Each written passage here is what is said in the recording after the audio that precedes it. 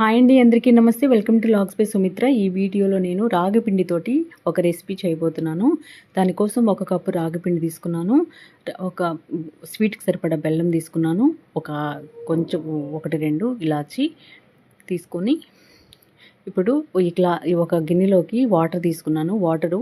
వాటర్లో ఈ క్లాత్ని బాగా తడిపేసి గట్టిగా పిండేసి ఇలా థ్రెడ్తో కట్టేసుకోవాలన్నమాట. కట్టుకున్న తర్వాత ఈ పిండిలోకి కొంచెం కొంచెం వాటర్ కలుపుకుంటూ పిండిని ఇలా ముద్దొచ్చేలా చేసుకోవాలి.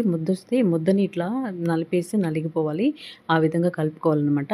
ఈ పిండిని క్లాత్లోకి వేసేసుకొని క్లాత్ తోటి కప్పేసుకోవాలి. కొంచెం వాటర్ కూడా చల్లుకోవాలి. దానిపైన కప్పేసుకొని 15 to 20 మినిట్స్ వరకు మూత పెట్టుకొని ఉడికించుకున్న తర్వాత ఇది బాగా చల్లారిన తర్వాత ఒక బౌల్లోకి వేసుకొని ఇందులోకి బెల్లం కలుపుకొని అందులో కొంచెం నెయ్యి వేసుకొని కలుపుకొని తీసుకుంటే మంచి రెసిపీ అండి. హెల్తీ రెసిపీ, హెల్త్కి చాలా మంచిది. నడుము నొప్పి ఏమైనా ఉన్నా, కండరాల నొప్పులు ఏమైనా ఉన్నా, బోన్స్ వీక్గా ఉన్నా ఈ రెసిపీని చేసి చూడండి. తప్పకుండా నచ్చుతుంది. చాలా బాగుంటుంది. టేస్ట్ మంచిది, హెల్త్కి మంచిది. ట్రై చేసి ఎలా వచ్చిందో కామెంట్ సెక్షన్లో తెలియజేయండి. Thanks for watching.